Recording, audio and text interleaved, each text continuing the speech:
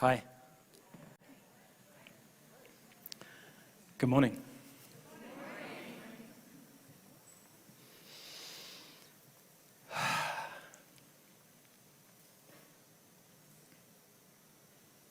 Let's close our eyes for a moment.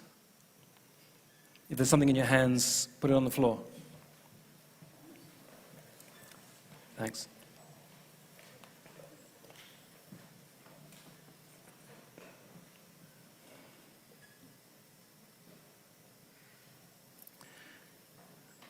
Take a deep breath in. Feel your belly. Feel your chest. Right up to the backs of your shoulders.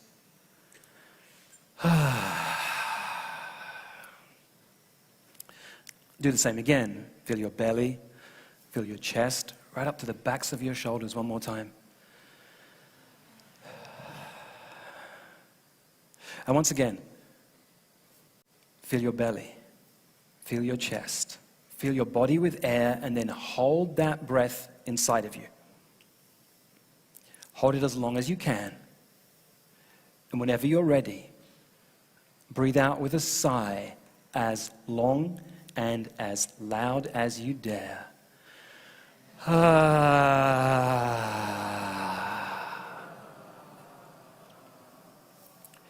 Without yet opening your eyes, I have an invitation for you.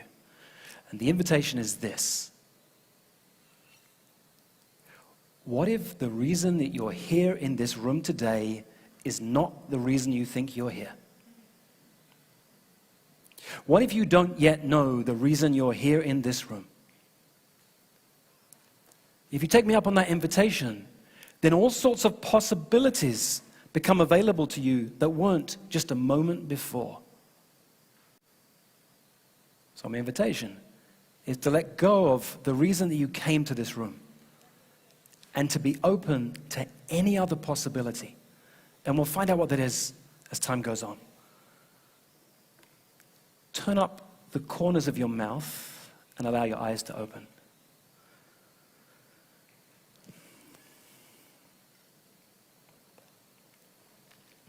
People see what you do. They rarely know how you feel. When people hear my bio, they hear stories about the Olympic athletes that I've coached. A client right now who's a Navy SEAL. One of my clients who, from a single question I asked her a year ago, has just had her business valued at $1 billion. A client of mine who became a coach 18 months ago, had never coached before professionally, had a background as a fundraiser, became a coach. She's 5'2", from Ohio. Her clients are now NFL players. I can tell you stories that have you say, wow, and that's fun for a moment. But it's easy to do that. And what I want to do is step behind that for a moment. You see, people see what you do, and they rarely know how you feel. I was bullied in my first job at 21 years old by someone who was a couple of years older than me. I got fired from a job that I loved, and I was devastated. Over the years in my career, I've struggled to pay bills and worried where the next dollar is going to come from.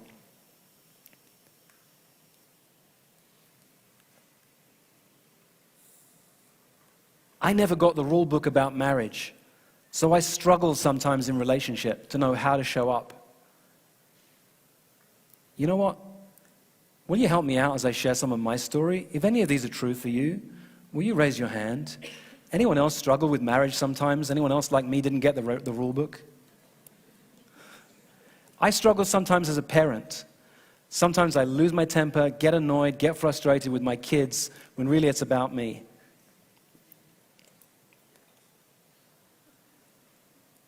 I've wanted to write my second book for over 2 years, and have been filled with fear and doubt and insecurity that's held me back from doing that. Anyone else have a project that they so want to create and hasn't yet made it happen? I'm sometimes lazy and insecure and feel that I'm not enough. And sometimes, on some days, I'm all three at the same time. Thanks for helping me see I'm not alone. I'm an introvert, which doesn't mean I'm shy. I'm okay on stage in the front of the room, and I'm okay at the back in the rest room. I'm just not okay in the middle of the room making polite conversation. Anyone else? You know you're an introvert when plans for a night out get cancelled and you're secretly relieved.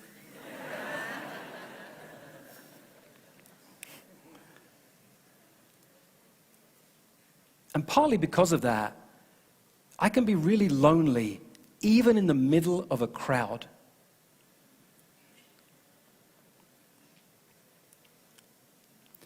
I can zone out on Facebook, Netflix, and junk movies because secretly I'm afraid of what I really want to do out in the world. When I accomplish something, however exciting it is, however proud I am of what I've accomplished, I give myself about 27 seconds to acknowledge myself, to be proud of what I've done before I'm looking at how I should have done it better, how I could have improved it, what I should do next, or what I did wrong.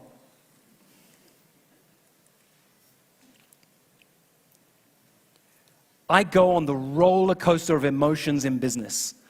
When my dad passed away 4 years ago, I had no energy to do anything to bring new business in. And for 9 months, we used up almost every penny of our savings. Anyone know that side of the story? I can get incredibly jealous of other people's success.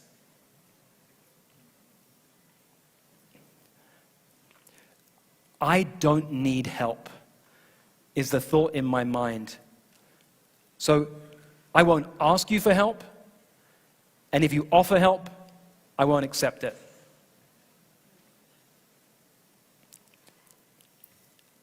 I've been scared for a lot of my life, and interestingly enough, the more successful I become, the more scared I get, because there's more to lose.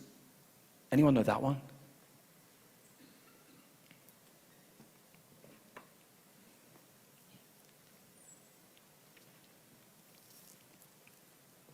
Here's 3 parts of my story that go right back to my childhood and inform who I am today. I tried to prove myself to my dad throughout my entire childhood, and for a lot of my adulthood too. It was really only when he passed away that I began to do some deep reflection to realize that he'd always been proud of me. It was the most common thing people said to me after he passed away. You know how proud your dad was of you, right? And I knew it intellectually, but I didn't get it. And so this little boy who spent his whole life trying to prove himself to his father got really good at achieving, got really good at having success out in the world, because if only I could have this next success or this next achievement, well then, finally then, my dad will be proud of me. But you can never have enough of what you don't really need. You can never have enough of what you don't really need. And it turns out that that little boy, who was so good at doing what he needed to do to have his dad be proud of him, who got really good at the world of achievement and success and looking good and trying to be liked, which never really worked, that little boy became really good at helping others to have all sorts of levels of success. I knew at a young age that I was different. I just didn't know it was okay to be different. Anyone have that feeling? Nice. I felt powerless as a child. I felt powerless. I was in a school play as a boy in a boys' school at 11 years old, and they cast me in a female role. We only had boys in the school. It was a William Shakespeare play that makes me shudder to this day when I hear the title. It was A Midsummer Night's Dream, because I didn't just have a female role, I had to play Titania. She's the queen of the fairies. When you're an 11-year-old boy growing up in London in an all-boys school, I was mortified. I went home and cried to my parents. I did not want to do this. What blows my mind to this day is that I didn't know I could say no. I took the part. I didn't know I could say no. I felt powerless for so much of my childhood. And that's the thing, that little boy who felt powerless, my gift is I see your power. No matter who you are, no matter how powerful you appear out in the world, I see where there's that little tweak that you're lacking in the power. You haven't owned your power.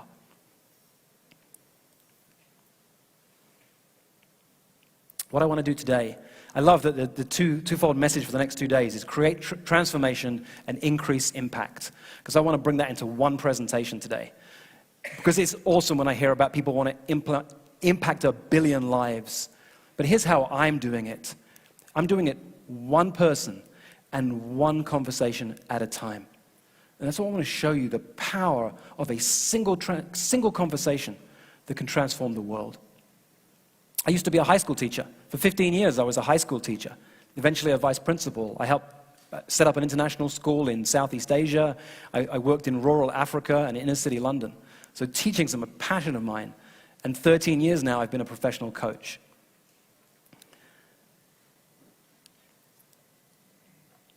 Two more invitations for you. Number one, listen for insight, not agreement. I'm not here for you to like me. I'm not here for you to agree with me. Most of the time in the world, we're listening for agreement. Oh, I like what he said. I'll write that down.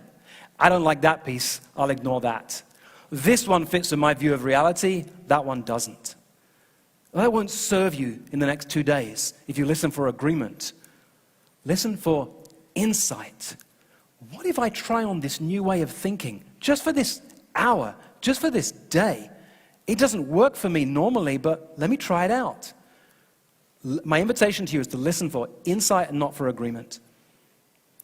And listen for transformation, not information. I'm not going to give you much information today. I'm going to create a presentation that is transformational. So you don't need to have lots of notes. I'll share with you later a document I've created about how to do deep coaching. It's got a self-assessment. You can assess yourself and see ways to improve. But I want to bring it in action today. You see, there are less than 6 inches between you and everything you want right now. And it's these 6 inches here. Yeah, you got it. It's your thinking. I get paid a lot of money to mess with people's thinking. And I want to mess with some people's thinking today. So I'm going to bring 2 people up who I've met in the last couple of days. I don't know them very well. I've met them. We've had a brief conversation. I want to show you the power of coaching. But here's the thing. The sound of insight isn't wow. I mean, it's cool if you're a coach and a client goes, wow. The real sound of insight is, huh. Because, is a moment your world shifted. Could that really be? Is that possible? And so, as you watch this coaching in action today, my invitation to you is to allow yourself the transformation in here. If you're a coach, you can watch me and say, oh, I like that, I'll do this, I don't like that. You're welcome to put yourself in the coach's seat. But I invite you to put yourselves in the client seat too as we play. So I want to bring 2 people on stage, Mabel and Cassandra. Give them a round of applause, please.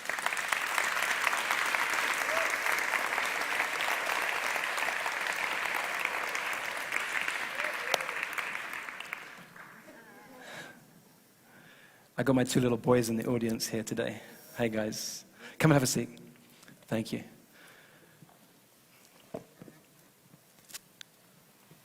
Hi. So I'm going to invite you guys to ignore them. Let's assume it's just the 3 of us in the room for a moment. Oh, let's get a microphone for you guys. Bring it first, Cassandra. Thanks.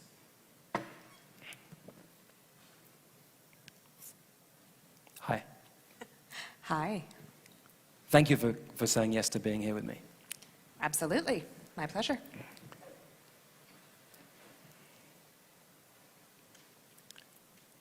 Let's play.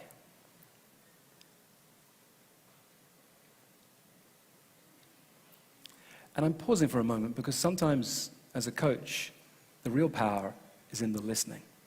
And that's listening to my own body. And I'm realizing, oh, I'm not fully present yet, so I can't begin. And I want to because there's 400 people watching me. But listening is the most powerful piece of deep coaching. Where's my clicker? Deep listening. Hi.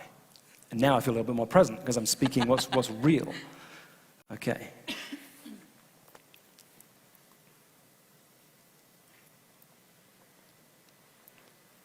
Cassandra, let's say we get together in 3 years' time, and you say these words, "Holy shit, Rich."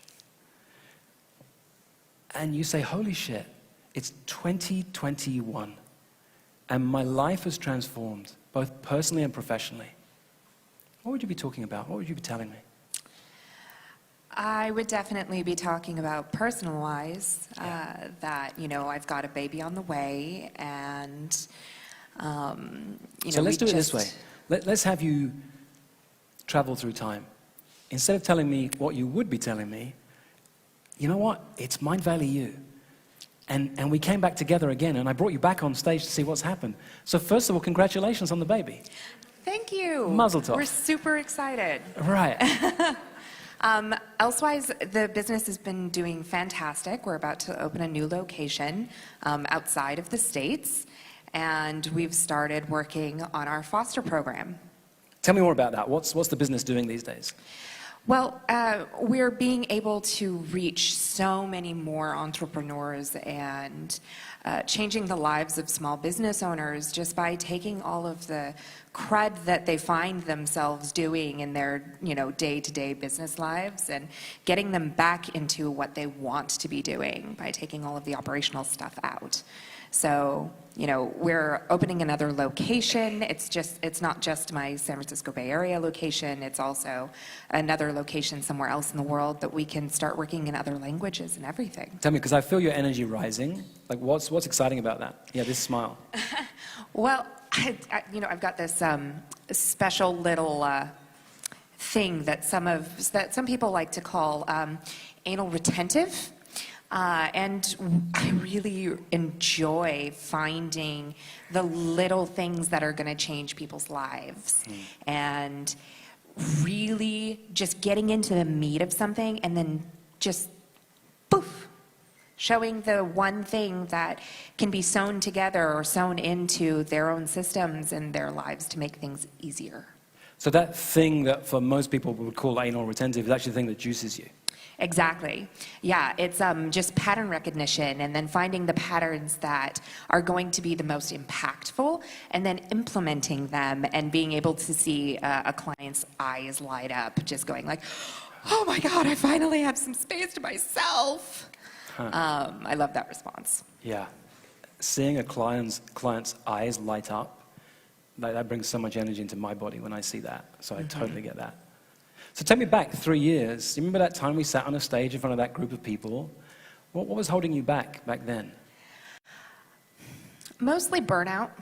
Burnout from my corporate job and from the 4.5 years of, less sleep and nonstop work. And then and take me back a bit in time. I'm imagining that was some of your story even before then, that you knew that as a story, because what I hear out in the future is that's what you help other people avoid, is that burnout. Absolutely. Did you know it for real in your own life? Oh, absolutely. Yeah. For a couple of months now, I started my own firm at the beginning of that year, right? And to help other people avoid the issues that I was facing. So, getting my life back on track and getting my self-worth back because I tied it so hard into, running this other firm. And I just spent my entire life. It was a tax firm. And you ran it for somebody else? Yes. Yeah, I was the director and spent 4 years of my life trying to keep him off drugs. And increase his company, which I did, threefold by the time I left. But making it so that I myself lost my personal life, and I lost my spiritual life, and I lost absolutely everything else. just because I subsumed myself with work. Yeah. Because it's something I love and something I'm good at. But at the same time, boundaries are a thing. Yeah. So I'm gonna talk some of the time to the audience and ask them, who knows that feeling of having a job that you love so much that it's actually hard to switch off from it because it feels so good to be working? Who knows that one? Yeah, I imagine a lot of people in this room. So we're not alone. I know that one too. I'm listening to the conversation, but I'm also listening for the perspective that my client's coming from. I want to see how she sees her world. So I'm getting a sense of what it was like in the past, how you were burnt out, the vision you have in the future, where you want to go. I'll put this up because you can see here. So I've got a sense of the dream. What's the fear? We always have the dream and the fear. What's standing in your way, slowing you down, or holding you back from everything that you want right now? Honestly, it's like several different kinds of fear. I'm scared to work hard again. I'm scared to put myself back into that mind frame where I subsume myself in work again in order to, make my money. And, I was making good money previously, and I spent all of it getting my business set up and going to Mindvalley U, and I was so burned out that I couldn't work. So you're afraid you might replicate that old behavior, that old pattern. Exactly. So I've got some kind of, money fear going on, along with too much work. I'm scared of burning myself out again. So there's definitely that kind of, in Mindvalley terminology, abundance block going on there. Well, actually, it sounds to me that you have what I call a perfect system, that you're a master. If we said, we want you to teach a class to everybody here about how to accomplish amazing goals, build a business threefold, 3 times the revenue and impact, and burn yourself out in the process. You would know exactly how to teach that, right? Oh, I absolutely could. I would be very, very good at that class. So teach me for a couple of minutes. I actually want you to take Cassandra's system for creating 3 times the revenue in any business you go to and burning yourself out in the process. Well, first it starts off with something from Eric Edmead's class that I listened to earlier. Do it all yourself. Great. That doesn't work so well, does it? Great. So don't worry about them. Stay with me.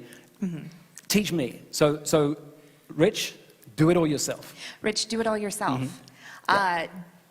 Focus more on getting what you're getting done instead of fighting with yourself to force, whatever owner you happen to be working with into doing what's right for the business.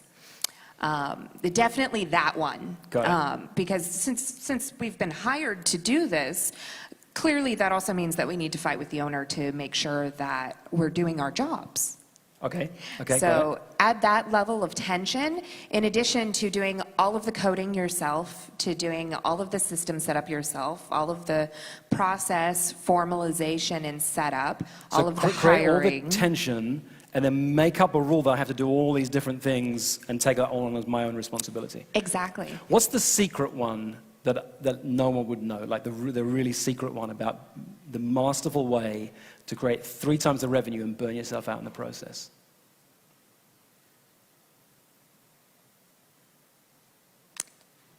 So what I'm doing is messing with her thinking. She wants to have this be something bad, but actually it's something amazing. It's a gift in here. And as we're drawing this out, I'm helping. I once worked with a woman who said, I constantly date emotionally unavailable men. I said, that sounds amazing. Teach me how to do that.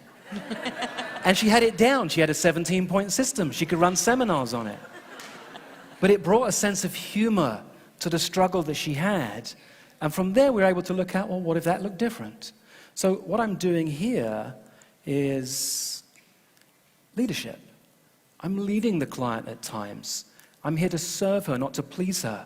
I'm here to draw out a sense of what's the truth, or tell the truth if it's needed. So let me come back to you. Did you get one? Is there a secret one that no one would know?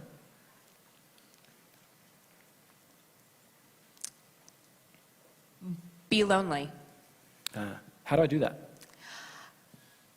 I'm an She introvert. knows, right? Like, I'm messing with her thinking right now. She said be lonely. How do you do that? And your brain began to spin. Yeah, I'm an introvert, so thankfully that's very natural for me, and I hear you are too, so it shouldn't be difficult. Yeah, just be yourself. Nice. Thank you.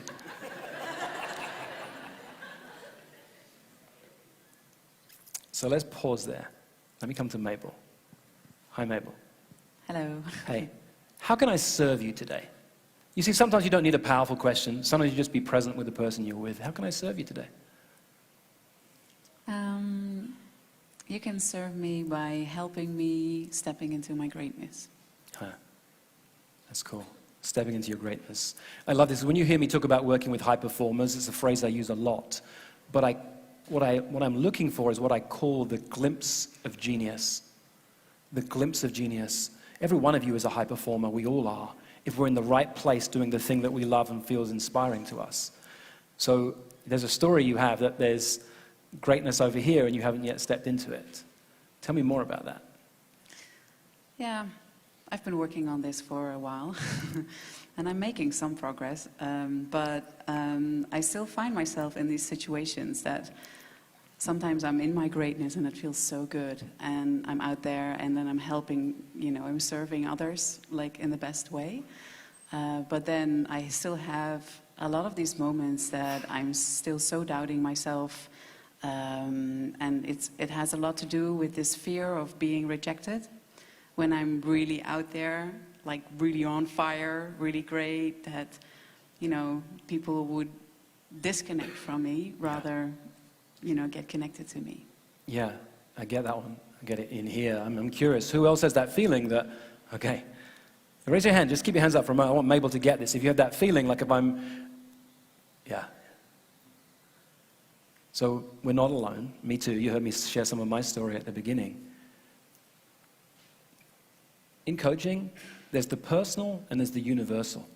The personal is when I go into my story to show you where I connect, or into your story. And there's the universal. So here we go into the universal for a moment.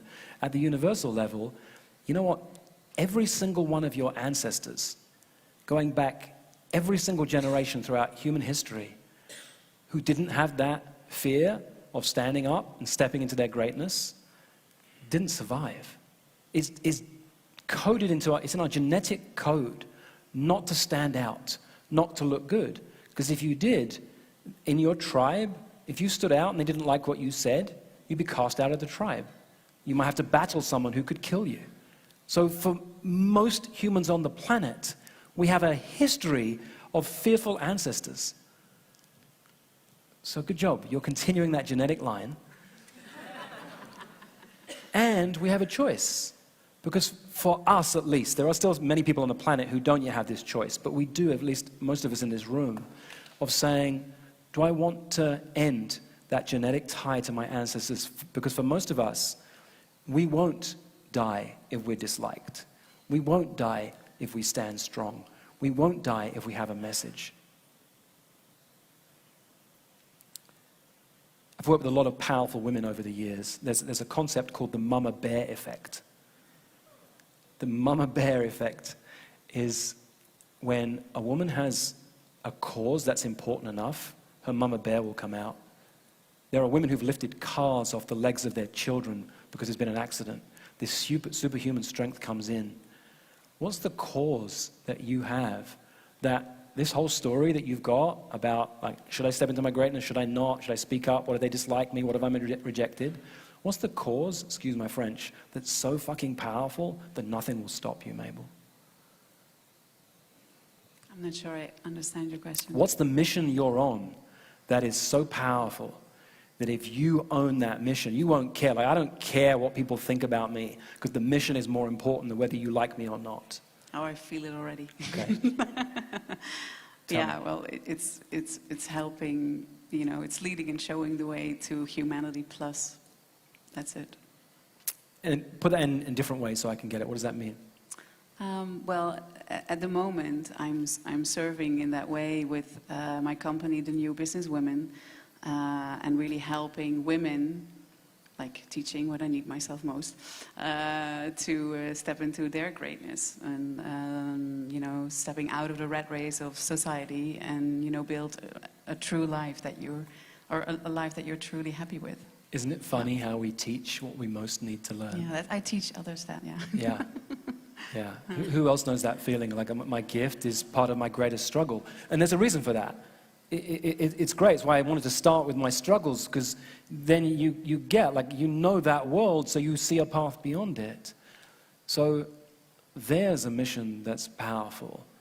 You've got to lead the way. And that's not going to be easy. And people follow when we're willing to step up and do the thing that we're helping them to do. Mm-hmm. What's happening in this moment? I'm thinking about a phrase that a while ago somebody said to me. It's like, what if you're supposed to annoy them? Huh. I've been writing that made deep impact. I've been writing an article for a while. I've never yet published it, but it's called "Why Your Clients Need to Say I Hate You More Often." Yeah. Your job is to polarize people. Yeah. And the ones who don't like you will move out of the way. The ones who love it will stay with you, and then you get to really help them fly. Yeah. Let me come back to Cassandra. Hey, where are you in this moment in this conversation? Because there's two conversations going on, so what's going on? I'm just absorbing it, and to some extent, you know, putting the overlay, walking through the mental hedge, to just sit on the other side of that and kind of view that as an overlay in my life as well. What do you mean by that overlay? Say more. Well, trying on a new way of thinking. And what is the new way of thinking? Well, exactly that. Say it in your words, yeah. Well, what is it that is going to make me unstoppable? Okay. What is it that I'm going to get so pissed off about that I just blow through everything in my path, including my own issues? Nice. I love anger and frustration in a client. I can work with anger and frustration because there's something, they're a mask for desire. So I'm willing at times, let's go back. Can we get the slides on, guys? Thanks. Leadership is that willingness to frustrate your client, to annoy your client, to bring anger up and work with it, because then there's something magical on the other side of that. So what pisses you off?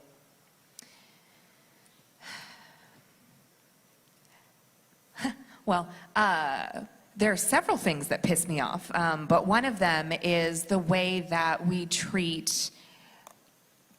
One of them is the way that we treat our, our foster kids, and in the United States, it's, you know, foster kids are orphans and orphans are foster kids. Like the way that we deal with it is the same. Let me do this. Let me take you out of the story, because I have a sense this is a story you've told many times. Tell me a story about foster children that makes you cry. Well, here's my favorite one. When you're a foster kid, they give you a trash bag for all of your belongings. What the hell does that tell you about yourself if you're in that position? And again, I'm intellectually engaged. I'm moved by the thought of that. But make it real. Tell me about a family you know that where there was a foster child, or the thing that makes it real. Mm-hmm. Yeah. So I have an adult foster child that lives with me now. And boy or girl? Girl. Girl. What's her name? Her name is Debbie. How old's Debbie? Debbie is 22 now. How long did she live with you for? She's been living with me for 1 year. Huh. I got her out of an abusive relationship, and she's learning how to be herself and gaining some self-esteem and all of that, because, you know, she'd been passed around from one, you know, group home to another, that nobody ever treats them like, they call it group home. Nobody ever treats it like it's a home. And the only, she still hoards food sometimes. Like, it's... And how does that impact you when you see her hoarding food? It reminds me of myself when I was a kid. Because I had the same... So I never went into the foster system Right. because we had family that would help us out when things were really, really rough. And my parents were absolutely awesome, but at the same time, there were things that were just too much. So sometimes our family would take us in, or friends, and just be able to kind of step in and take the pressure off of them so that, you know, other things wouldn't happen. So I never went into the foster system, and I am absurdly grateful for that, because I've known many foster kids over the years. So let me pause you for a moment. I want to talk to everyone else. If it was just me and Cassandra, I'd go into the story till I found the moment that made her cry. Because there's something in here that moves her soul and stirs her to tears. And you're on a stage in front of an audience, and so I'm not trying to make her cry, but in the right space, I'd go deeper till we got to that place. But I feel your passion, I feel your heart. I can't imagine what it was like to be in that situation as a child, and I can see your passion and desire for this here, out into the future. What's the biggest insight you've had so far in this conversation?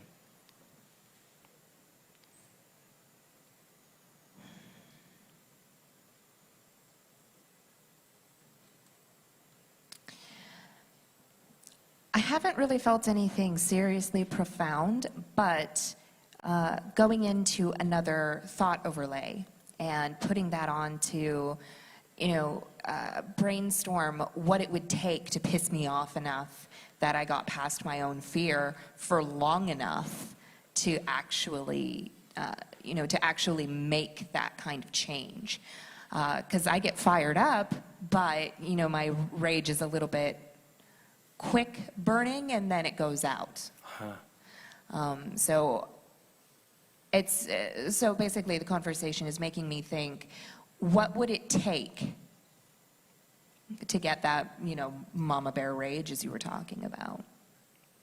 So the sound of insight isn't always wow, but a question is powerful. So most coaches will show up and they'll try and answer the questions of their clients. I think the job of deep coaching is to help your clients live into more powerful questions. What's the thing that would have my rage burn so furiously that I'd be willing to do and say things that I've not yet been willing to do or say? That I'd be bold enough to make that impact that I want to have? That I'd shift the world of dozens or hundreds or thousands of kids in the foster system? That would be an interesting place to come from. Absolutely. I have an idea, but Go ahead. it's what would keep it for long enough, because I do want to change this system. And every little once in a while, I get so fired up that I start making those changes and, you know, knocking down the walls and moving forward a little bit. But I don't know how to sustain the emotion to keep me going. It's probably not emotion that you need.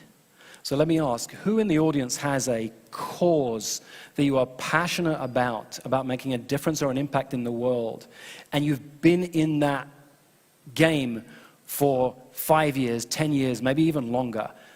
Can we just get a show of hands?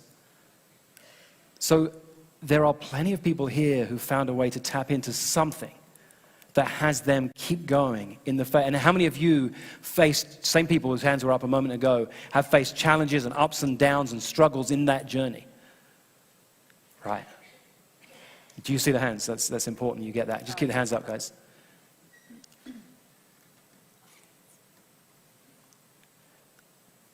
So I have a ground rule when there's lots of coaches in the room. I call it no coaching without permission. My request is, don't coach anyone who's been on this stage without their permission. But if you've been on a journey like this, and you're an invitation to Cassandra to sit down with you, then her mind just shifted into a new way of thinking that you might have insights for her, if you're open to that. I am absolutely open to that, because it's something just like most of our causes that needs to change, and it needs to change 20 years ago, and so now.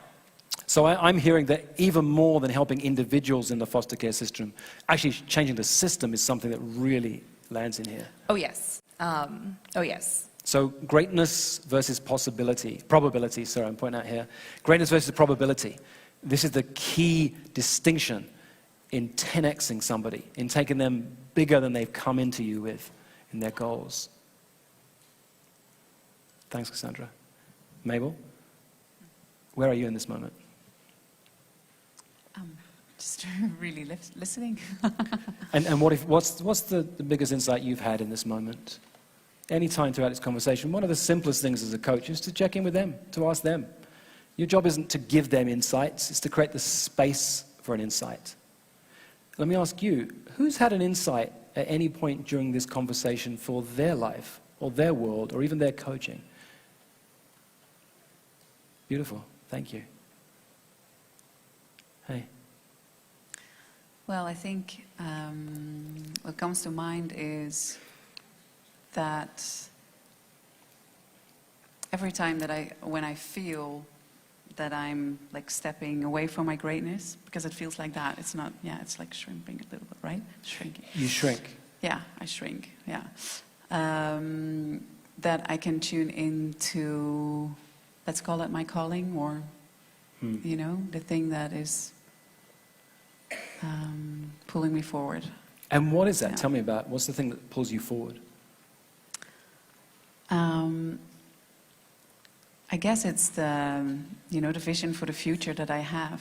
So here's where we go from the universal into the personal. Tell me about one person who either you've seen transform and you're so proud of that journey she's been on, or someone you so have that desire, like if only she'll get this, oh my God, that would feel so amazing. I actually have to think of my business partner, Richard. Yeah. Can you say the name? Crystal, yeah. Tell me about Crystal. Well, she's such an extraordinary woman, very big heart, So very ambitious. The smile, sorry, let's put the cameras back on us, guys. The smile that came on Mabel's face the moment she thought of Crystal, if you were close enough to see it. So tell me more. I'm in love with this woman. Yeah, but seriously, the big heart, like the big ambition she has, like her willingness to do everything, to touch so many people, her willingness to, you know, overcome her fears and just go out there. Yeah. Sounds like she inspires you. Yes. Nice. Yeah. What do you think would be possible if other people were able to emulate Crystal? To emulate Crystal, be more like Crystal. If some of these women in your community, if all the women in your community could be more like Crystal, how would that be? Well, the world would be a better place, for sure. Huh. Yeah, because they will also start living their life from love and from compassion, and starting that towards themselves, and you know, and go act from there, and then really make an impact. So when it comes to coaching, I love to play this game of helping clients to dream bigger than they've ever dreamed. But there are two women here who have big dreams inside of them. We've just been pulling them out a little bit.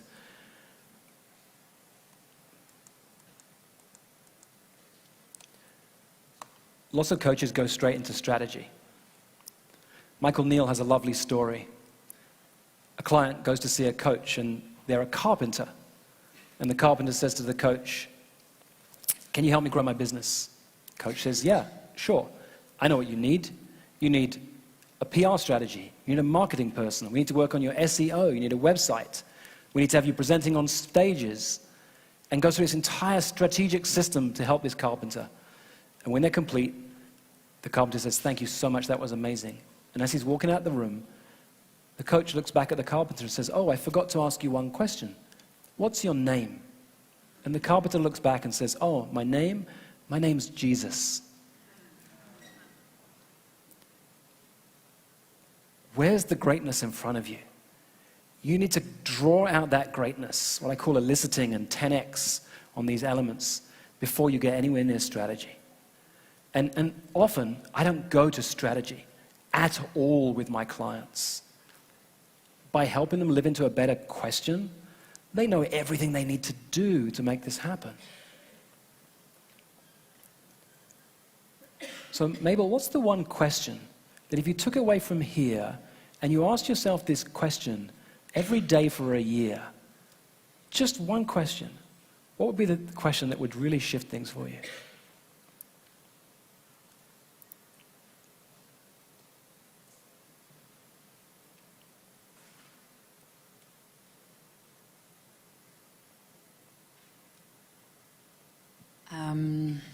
Difficult one, Rich. It's supposed to be. If it was easy, we wouldn't be playing together, right? There's one that comes to mind for me is something like this. How can I help the women in my community to be more like Crystal?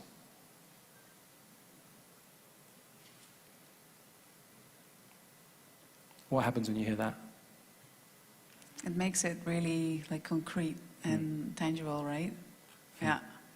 Very, I immediately see a lot of faces, of women in our academy, and yeah, that would definitely work for them. So this is the sound of insight, right? I'm not trying to get the right question in this moment.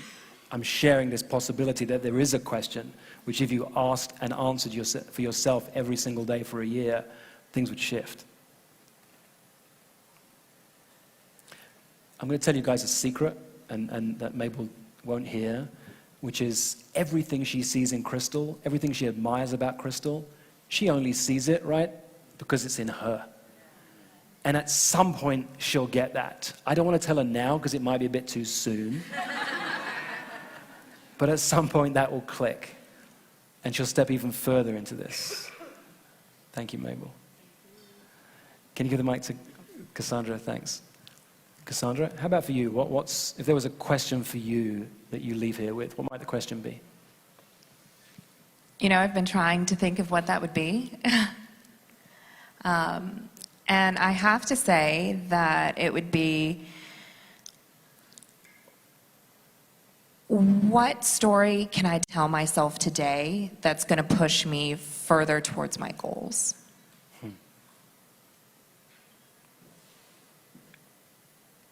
I got two things for you that come to me. One is, if you made it your mission to connect with as many people here who have a powerful mission, that there'll be insights and possibilities available to you that you couldn't even see from this moment right now. I think as a strategy or a tactic, that could be something really valuable for you in your time left at Mindvalley. It already has been. Yeah. Yeah.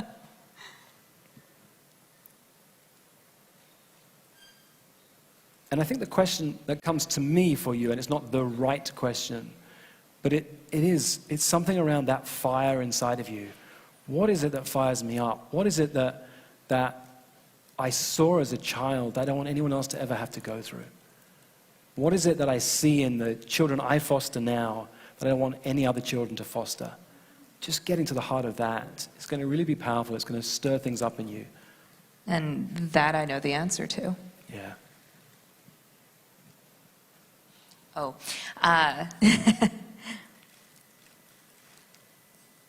Showing them the environment and showing them the safe space to discover their own passions and to discover their own power, because we're innately powerful, and foster kids in particular have never had that kind of experience. They've never experienced what it feels like to be powerful unless they're bullying some other kid.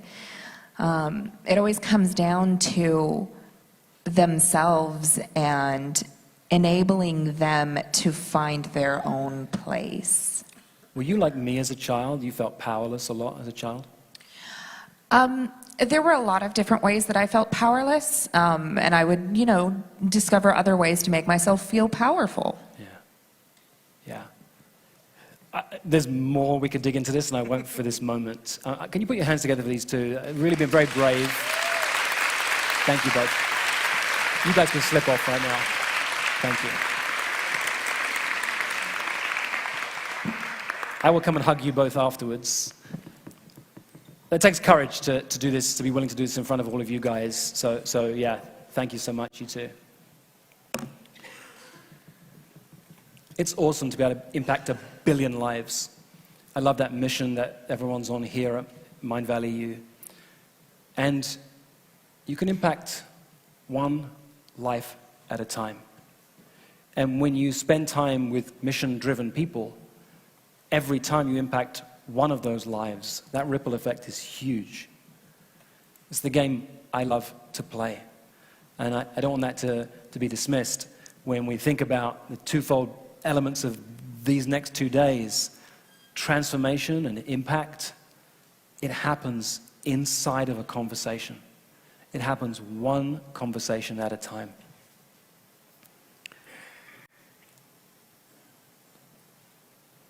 So what I'll do, I'll share with you everything that was up on the wall. I didn't want to give you too much information, and there wasn't a chance to give you the questionnaire to do before the session. But here's the problem with strategy that most people fall into. This is the trap of saying, hey, I've got the answers for you. Let me tell you what the strategy is that you should follow. And let me do this. I want to tell you 3 traps that high performers fall into on a regular basis. The first is the emptiness trap. These are some of the phrases that I hear from the people I work with. See if any of these resonate for you. I have everything I've ever wanted, but I feel empty. Anyone ever had that at any time in their life? I have everything I ever wanted, but I feel empty inside. Thank you. I had a client who was a pilot of 767s. An amazing lifestyle, amazing life, and something was missing. But the problem with these are guilty secrets of top performers. You can't share these with people. Who wants to hear you tell your problems when you say, I've got everything I ever wanted? The challenge of being a top performer is you have these guilty secrets, and when you share, if you ever dared to share them, people would say, I wish I had your problems. So you don't share them. I'm bored. I could do this with my eyes closed. I had a client who at 33 years old was running a $30 million company that she started in her 20s. And she was bored. She's like, bored, I can do this with my eyes closed. Anyone, either currently or in the past, have a great deal of success and have that feeling of like, I'm bored, I can do this with my eyes closed. That's the emptiness trap. Here's the isolation trap. I'm not lonely, but I feel very alone. I'm not lonely, but I feel very alone. I had a client who was a Navy bomb disposal expert.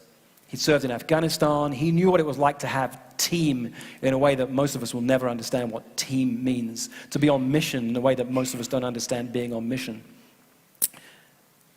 Now, what he was doing as a veteran, that was what he felt constantly. I'm not lonely, but I feel very alone. Anyone else know that feeling in life or in business? How about this one, the isolation trap? I'm exhausted, but if I stop working so hard, it will all go away. Who knows that one? And then there's the imposter trap. People admire me, but I feel lazy. People admire me. Despite all of my accomplishments and all the acknowledgements I get, people are full of admiration for me, but on the inside, I feel lazy. Who knows that one? Yeah, that's a real secret among real top performers. And one of the interesting things about that one is when I work with clients, I help them understand that my job is to help them feel lazier and lazier as time goes on. Because feeling lazy as a top performer means you're doing those 1 or 2 things that only you can do, that no one else on the planet can do. They're so effortless and easy that you feel lazy, but you're making the biggest difference you could make. People admire me, but I feel like a fraud. Anyone know this one? People admire me, but I feel like a fraud. I had a client who was used to be the assistant chief scientist to the high performance wing of the Air Force. She was also a published poet. On a regular basis, I would cut and paste her bio and email it to her almost every week for the first 6 months of us working together. It doesn't matter who you are, when you're achieving a lot, you can still feel like a fraud on the inside.